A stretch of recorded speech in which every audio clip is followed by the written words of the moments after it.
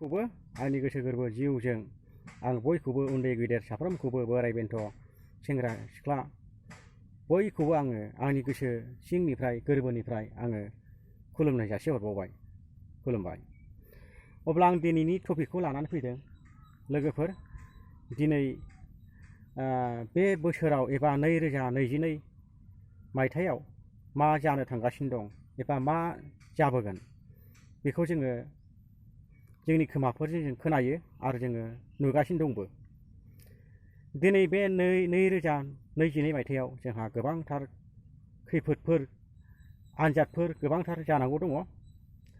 गोबांथार बेबायदिनो दुखुनांथाव दुखुथिया गोबांथार बे बोसोराव जागोन।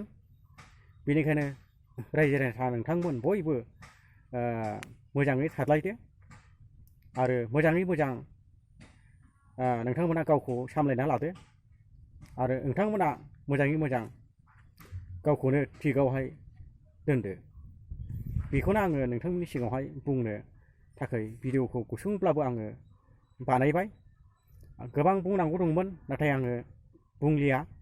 नाथाय बेखौनो दिनै बे गाज्रि बोथोराव बे गाज्रि बोथोरनि गेजेरावनो नोंथांमोना मोजाङै थानानै गावखौ सुद्रायना लायो आरो जे जोंनो आयेन बायदि संसारा जे आयेन होदों